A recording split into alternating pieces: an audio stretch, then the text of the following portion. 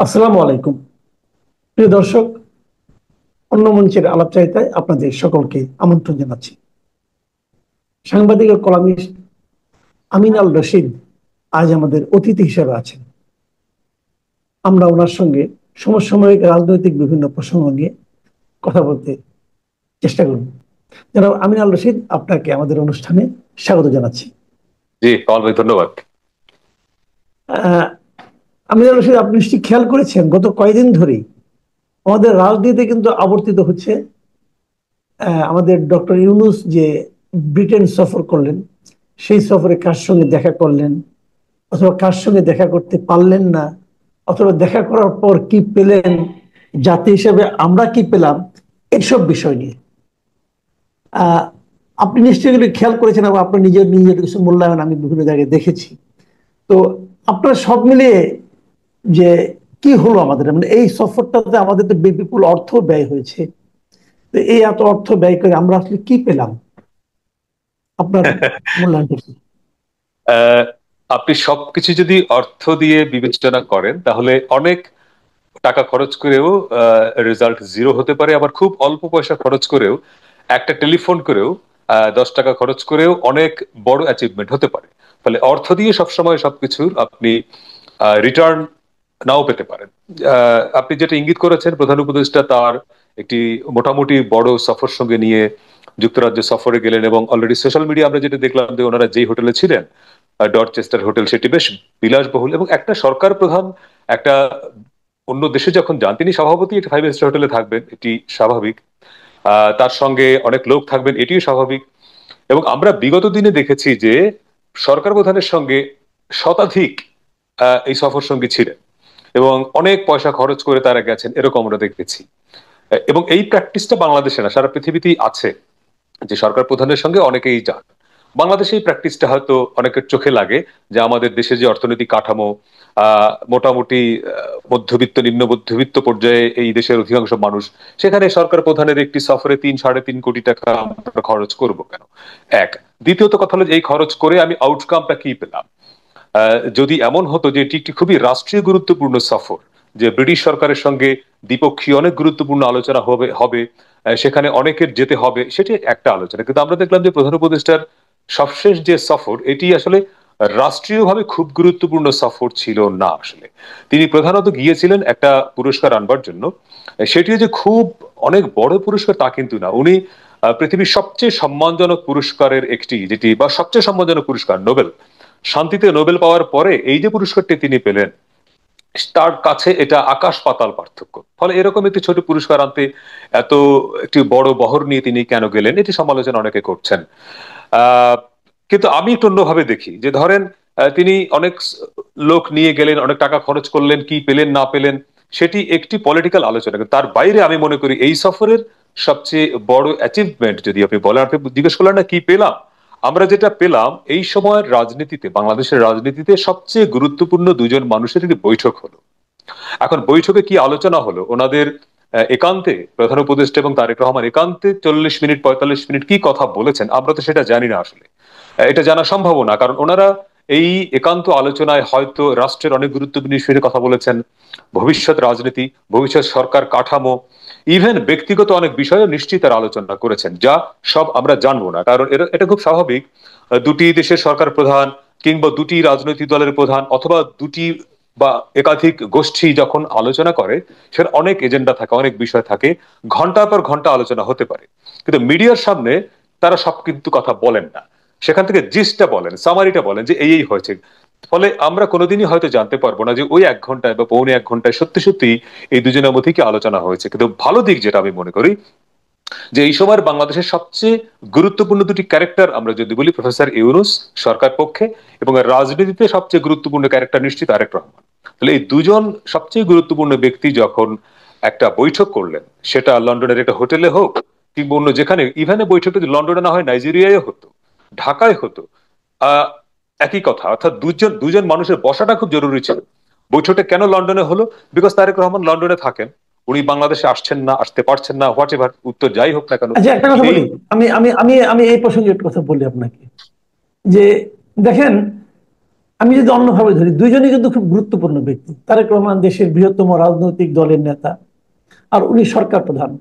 ওনাদের এই মিটিং এর আলোচনায় আমাদের মতো সাধারণ জনতা যারা আছে, আম জনতা, তাদের ভাগ্য কিন্তু ওনারা নির্ধারণ করেন।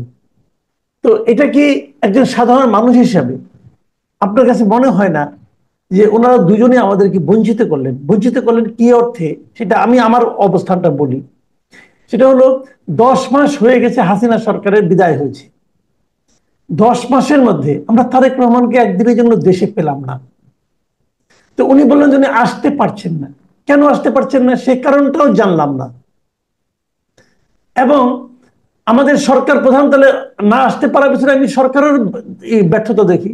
সরকার নিশ্চয়ই তার কাছে এমন কোনো আপনার নিশ্চয়তা দিতে পারে নাই যে উনি নিশ্চিন্ত হতে পারেন যে উনি নিরাপত্তা পাবেন।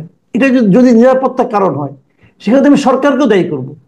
তো সেরকম যদি দুই পক্ষের দায় থাকে, দুই পক্ষ বিদেশে যে মিটিং করছেন, এটা জাতি হিসেবে আমার জন্য আপনার জন্য একটু বেদনার নয় কি?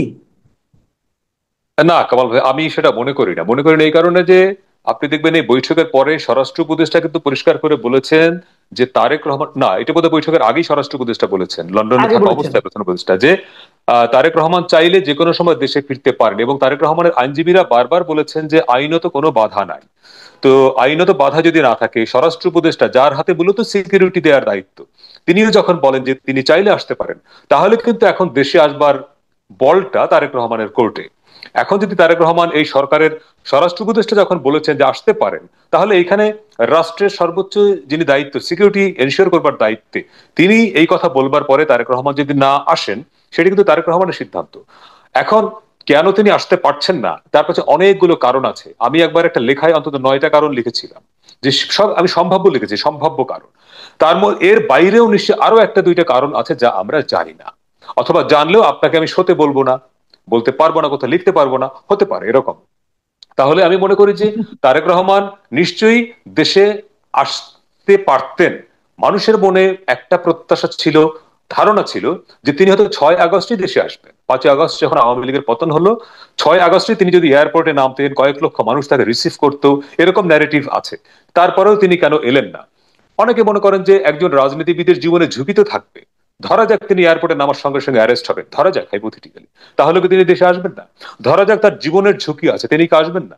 তো একজন রাজনীতিবিদ যিনি জেলে যেতে পারেন, যিনি অ্যাসাল্ট হতে পারেন, ইভেন যিনি অ্যাসাসিনেশনের শিকার হতে পারেন, এইটা জানা সত্ত্বেও তিনি মানুষের কাছে এসে রাজনীতি করবেন, এটাই তো মানুষ প্রত্যাশা করে।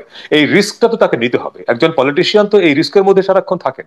এখন আমি জেলে যেতে ভয় পাবো, আমি আক্রমণের শিকার হতে ভয় পাবো, তাহলে আমি যদি দূরে থাকি, তাহলে এটা এক ধরনের, আপনি যেটা বললেন, মানুষ বা বিএনপির এখন তো নেতৃত্ব তিনিই দিচ্ছেন দেশের বাইরে থেকে। বেগম জিয়া যদিও আনুষ্ঠানিকভাবে দলের চেয়ারপারসন, কার্যত চেয়ারপারসন তো তারেক রহমানই। তিনি যদি দেশে থাকতেন, এটা দলের জন্য ভালো হতো। তাহলে আমি মনে করি যে এই যে বৈঠকের মধ্য দিয়ে সম্ভবত কিছু আনসার্টেনিটি অবসান হয়েছে, তিনি হয়তো আসতে এখন আরেকটু ভরসা পাবেন।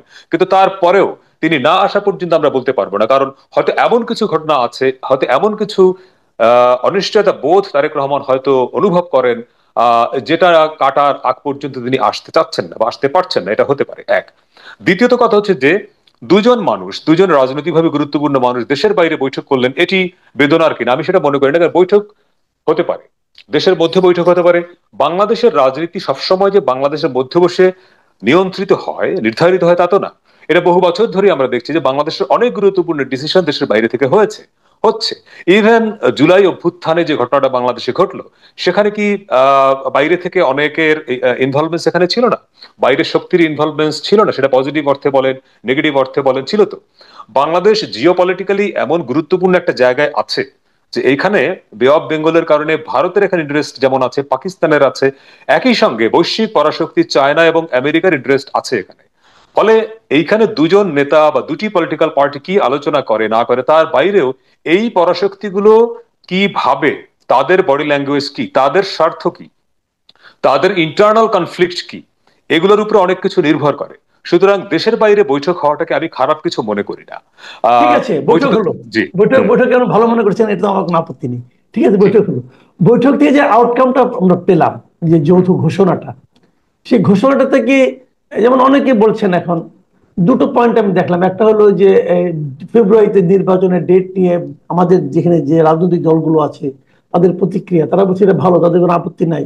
আবার কোন কোন পার্টিকে দেখলাম তারা বলছে যে একটা মাত্র রাজনৈতিক দলের সঙ্গে বৈঠক করে কিভাবে প্রধান উপদেষ্টা ডেট ঘোষণা করলেন এটা নিয়ে তাদের আপত্তি আছে।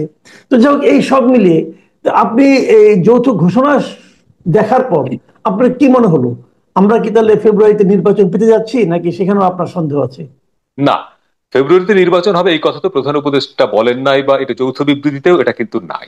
যৌথ বিবৃতিতে পরিষ্কার করে বলা আছে যে প্রধান উপদেষ্টা এপ্রিলে নির্বাচনের তারিখ ঘোষণা করেছেন, কিন্তু তারেক রহমান বলেছেন ফেব্রুয়ারিতে করার জন্য। অতএব যদি এটা ইফ, যে এই সময়ের মধ্যে যদি প্রস্তুতি সম্পন্ন করা যায়, বিচার এবং সংস্কারে উল্লেখযোগ্য অগ্রগতি অর্জন করা যায়, তাহলে নির্বাচন হতে পারে। আপনি শব্দগুলো দেখেন, যে যদি জি। প্রস্তুতি সম্পন্ন করা যায়, যদি উল্লেখযোগ্য অগ্রগতি অর্জন করা যায়, হতে পারে, কিন্তু এখানে হবে বলেন নাই। অগ্রগতি হুম অর্জন হুম করা গেলে নির্বাচন হবে সেটাও বলেন নাই। অগ্রগতি হুম। অর্জন করা গেলে হতে পারে, এখানে অনেকগুলো ইফ এন্ড বাট আছে। এখন এই যে, রাইট। তার মানে কিন্তু আমি দেখলাম যে গতকালকে অনেকগুলো সংবাদ মাধ্যম একদম হুম ডিরেক্ট হেডলাইন করলো যে আহ, ফেব্রুয়ারিতে নির্বাচন। এটা খুবই মিসলিডিং হেডলাইন।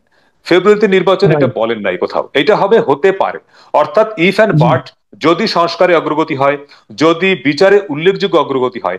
এখানে ক্যামোফ্লাজটা হচ্ছে যে উল্লেখযোগ্য অগ্রগতি বলতে প্রধান উপদেষ্টা বা সরকার কি মিন করছে আমরা কিন্তু সেটা জানি না। বিচারের হুম হুম। অগ্রগতিটা তো নির্ভর করে পুরোপুরি আদালতের উপরে, পুলিশের উপরে। এই যে মামলাগুলো জুলাই অভ্যুত্থানে হলো, আপনি দেখেছেন যে মামলাগুলোয় শত শত আসামি, অসংখ্য অজ্ঞাত আসামি। এই মামলাগুলো একটা বড় অংশের যে অভিযোগগুলোই প্রমাণ করা খুব ডিফিকাল্ট হবে। যাদের বিরুদ্ধে হত্যা মামলার অভিযোগ আনা হয়েছে, অধিকাংশের বিরুদ্ধেই হত্যা আসলে প্রমাণ করা যাবে না। এবং হত্যা, হত্যা চেষ্টা, হত্যার নির্দেশ, এগুলা প্রথম কাজ হচ্ছে পুলিশের ইনভেস্টিগেশন। এই ইনভেস্টিগেশনে প্রচুর সময় লাগবে। তাহলে আপনি আজকে জুন মাস, ফেব্রুয়ারিতে নির্বাচন যদি করতে চান, মাঝখানে 7.5 বা 8 মাস সময়। এই 8 মাসের মধ্যে কি আপনি সমস্ত মামলার ইনভেস্টিগেশনে তো শেষ করতে পারবেন না। যদি প্রপার ইনভেস্টিগেশন করতে চান, তাহলে উল্লেখযোগ্য অগ্রগতি বলতে প্রধান উপদেষ্টা কি মিন করলেন? যে চার্জশিট দেওয়া পর্যন্ত, রায় দেওয়া পর্যন্ত। আচ্ছা, ট্রাইব্যুনালে বা আদালতে রায় হওয়ার পরে এটি কিন্তু আবার হাইকোর্টে যাবে, হাইকোর্টে আবার অ্যাপিলেট ডিভিশনে যাবে, রিভিউ হবে, এরপরে রায় কার্যকরের প্রস্তুত। এটা লম্বা প্রক্রিয়া।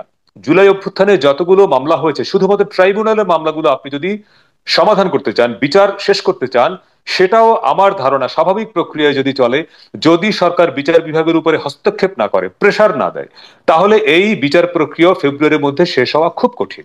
আমি আইন কানুন নিয়ে যতটুকু বুঝি, বিচার প্রক্রিয়াটা খুব কিন্তু মানে তাড়াহুড়া করার বিষয় না।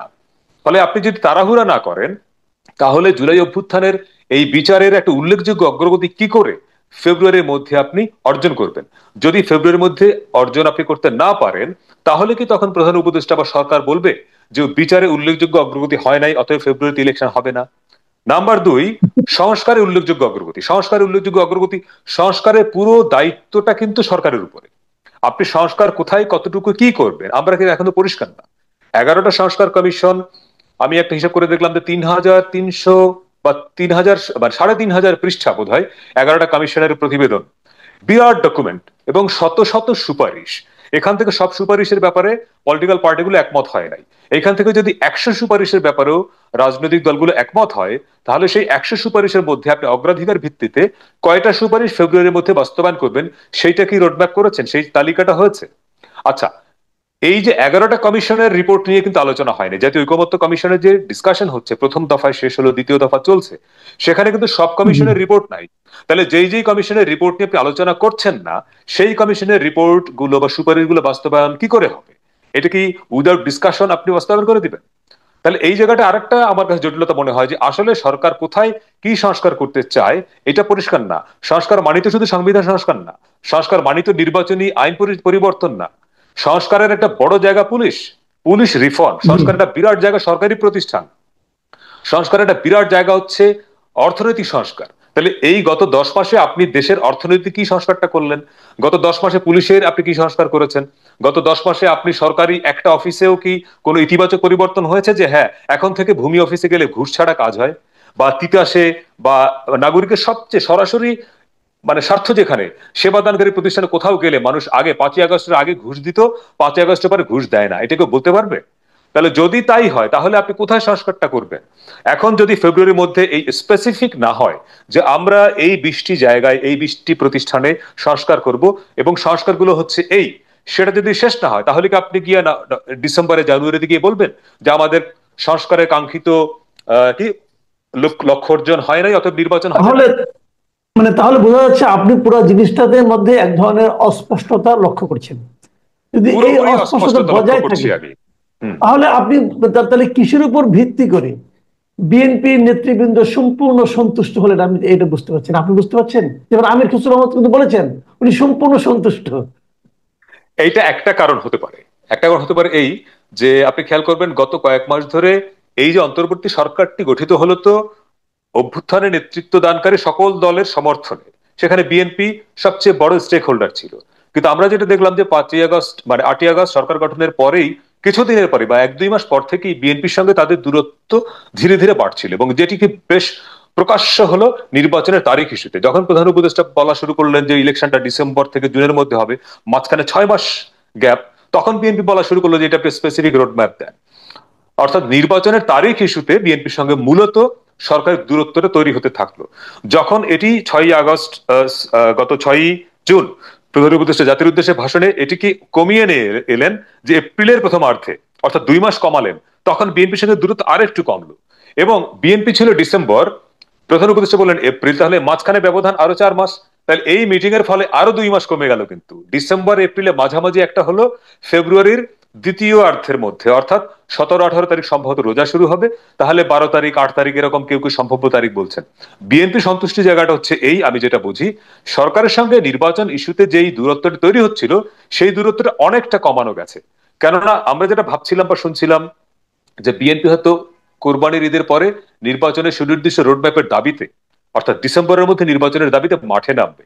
এই যে বিএনপিকে মাঠে নামতে হলো না, তার যে রাজনৈতিক শক্তি ক্ষয় করতে হলো না, নেতাকর্মীদেরকে অধিকতর গ্রেপ্তার বা সংঘাতের মধ্যে যেতে হলো না, এইটা একটা স্বস্তির জায়গা বিএনপির জন্য। বিএনপি হয়তো ভাবছে যে ঠিক আছে, ফেব্রুয়ারিতে যেহেতু ইলেকশনটা হয়ে যাবার ব্যাপারে একটা প্রতিশ্রুতি এসেছে, বিএনপি তো বিশ্বাস করে যে এই 8 মাসের মধ্যে সংস্কারের একটা জায়গায় হয়তো পৌঁছানো যাবে, বিচারের হয়তো একটা জায়গায় পৌঁছানো যাবে, বিএনপি বিশ্বাস করছে। এবং এইখানে কিন্তু আমি যেটা আরেকটা জিনিস মনে করি, পুরো দায়ভারটা বা পুরো বলটা প্রধান উপদেষ্টা বেশ কৌশলে বিএনপির কোর্টে ছেড়ে দিলেন যে তোমরা যদি ফেব্রুয়ারির মধ্যে নির্বাচন চাও তাহলে এখন এই নির্বাচনের প্রশ্নে, বিচারের প্রশ্নে সরকারকে সহযোগিতা করো, অর্থাৎ সরকারের বিরোধিতা করা যাবে না।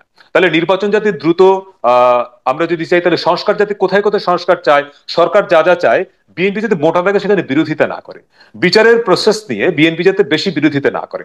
অর্থাৎ বিএনপি সন্তুষ্টি জায়গাটা তো এই যে যেহেতু একটা বড় সংকট অর্থাৎ তারিখের ব্যাপারে একমত হয়েছে, তো ফেব্রুয়ারিতে ইলেকশন হবে কি হবে না আমরা জানি না, কিন্তু হবে, এই যে প্রতিশ্রুতিটা হতে পারে, এই যেটা প্রতিশ্রুতি, এই প্রতিশ্রুতিটাই হয়তো বিএনপির জন্য একটা সন্তুষ্টির কারণ যে না, তাদেরকে এই রাজপথে নামতে হচ্ছে না। এই প্রতিশ্রুতি তো ডক্টর ইউনূস আগেও দিয়েছিলেন। উনি তো নিজে থেকেই বলেছিলেন যে উনি এপ্রিলের ফার্স্ট উইকে নির্বাচন করবেন, না বিএনপি প্রথমার্ধে তো ছিল নির্বাচন না, করবেন। বিএনপি তো এপ্রিলে মানে নাই, বিএনপি এপ্রিলে মানে নাই, বিএনপি ছাড়া আরো অনেক দল এপ্রিলে মানে নাই। ইভেন এপ্রিলের বিরোধিতা আমিও করেছি।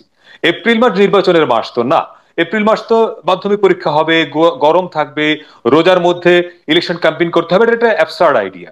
ফলে এপ্রিল ইলেকশনটা কেউই মানতো না, মানে দুই একটি দল বাদে। তাহলে এপ্রিল থেকে যে ফেব্রুয়ারিতে এলে, ফেব্রুয়ারিটা হচ্ছে খুবই ভালো মাস, এবং আপনি দেখবেন কাকতালীয় এটা, হয়তো দেখেন, আমি জানি না। আপনি বলতেছেন এপ্রিল অ্যাবসার্ড, আমি বলছি এপ্রিল অ্যাবসার্ড, ডক্টর ইউনূস বলছেন এপ্রিল পসিবল। তাহলে ডক্টর ইউনূসকে আমার আপনার চেয়ে কম বুঝেন? এই কম বোধ বুদ্ধি নিয়ে উনি দায়িত্বে আছেন সরকারের, এটা কি হয়? না, এপ্রিল মাসে নির্বাচনের তারিখ ঘোষণাটা কি এককভাবে ডক্টর ইউনূসের সিদ্ধান্ত আপনার মনে হয়? এটা কি, অবশ্যই, অবশ্যই। এটা কি উপদেষ্টা পরিষদে আলোচনা হয় নাই? উপদেষ্টা তো এখন হয়েছে, তা সরকার তো আমরা ধরেন, বুঝি নাই, না আমরা তো বুঝি না। আমরা তো তাহলে জানি এতগুলি লোক কি কিছুই বুঝে না? না, সেটা তো অন্য আলোচনা যে প্রধান উপদেষ্টা একটা, উনি তো তাহলে উনি যখন জুনের কথা বললেন, জুন মাসে তো ইলেকশনের মাস না। জুন মাসে বাংলাদেশে মাত্র একটা ইলেকশন হয়েছে, বাংলাদেশে অধিকাংশ ইলেকশনে হয়েছে এই অক্টোবর থেকে ফেব্রুয়ারি। এবং বিএনপি পরপর প্রথম যে তিনটে নির্বাচনে জয়ী হয়েছে, ৭৯, ৯১, ৯৬, এই তিনটি নির্বাচনই হয়েছে ফেব্রুয়ারিতে। আমি ওই কারণে বললাম যে বিএনপি সন্তুষ্টির আরেকটি কারণ এটা হতে পারে যে বিএনপি যেহেতু পরপর প্রথম তিনটি নির্বাচনই ফেব্রুয়ারি মাসে জিতেছে, এবং ফেব্রুয়ারি মাসটা তাদের জন্য লাকি মাস হিসেবে ধরা হয়, ফলে এই যে প্রধান উপদেষ্টা বললেন যে ফেব্রুয়ারিতে হতে পারে, এটাও তাদেরকে একটা কনফিডেন্স দিয়েছে।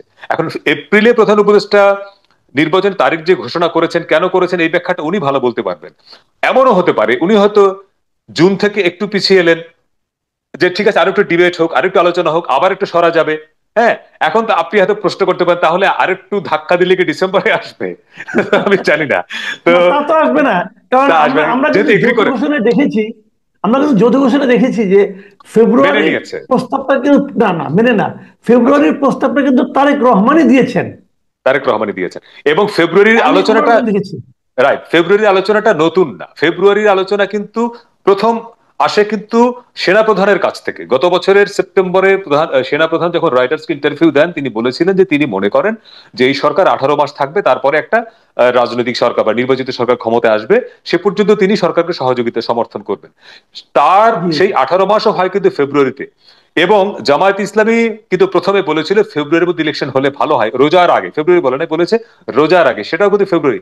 তার মানে সেনাপ্রধান, জামাত, বিএনপি, এই তিনটি বড় শক্তি যেহেতু ফেব্রুয়ারির ব্যাপারে একমত হয়েছে, এখন প্রধান উপদেষ্টা বা সরকারও ফেব্রুয়ারিতে একমত হয়েছে, তাহলে এখন এই 8 মাসের মধ্যে সরকারের জন্য বড় চ্যালেঞ্জ হচ্ছে তার ভাষায় বিচার এবং সংস্কারের উল্লেখযোগ্য অগ্রগতিটা অর্জন করা।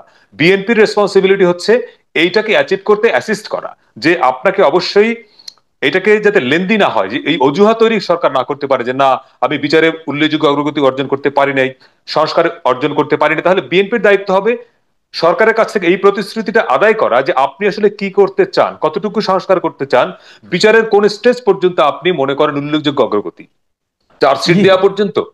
অর্থাৎ এইটা বিএনপির দায়িত্ব হবে এখন সরকারের কাছ থেকে এই প্রতিশ্রুতিটা আদায় করা এবং সরকারের উপরে চাপ প্রয়োগ করা, যে কোনোভাবেই যেন সংস্কার করা গেল না, বিচার করা গেল না, এই অজুহাতে ইলেকশনটা যেন ফেব্রুয়ারি ক্রস না করে।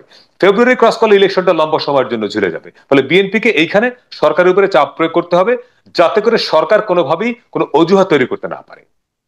জি, অনেক ধন্যবাদ জনাব আমির আল রশিদ। প্রিয় দর্শক, আপনারা শুনলেন এই নির্বাচন নিয়ে, সম্ভাব্য নির্বাচনের তারিখ নিয়ে যে বিএনপির শীর্ষ নেতা এবং সরকারের শীর্ষ ব্যক্তির যে বিদেশে অনুষ্ঠিত বৈঠক, সেই বৈঠকের মানে আপনার কি আসলে বলা হচ্ছে, অস্পষ্টতা আছে কি নাই, অথবা অস্পষ্টতার পেছনে কি কারণ থাকতে পারে, এগুলো নিয়ে সাংবাদিক আমিন আল রশিদের বিশ্লেষণ আপনাদের কেমন লাগলো আমাদের লিখে জানাবেন। এখন এ পর্যন্তই। আল্লাহ হাফেজ।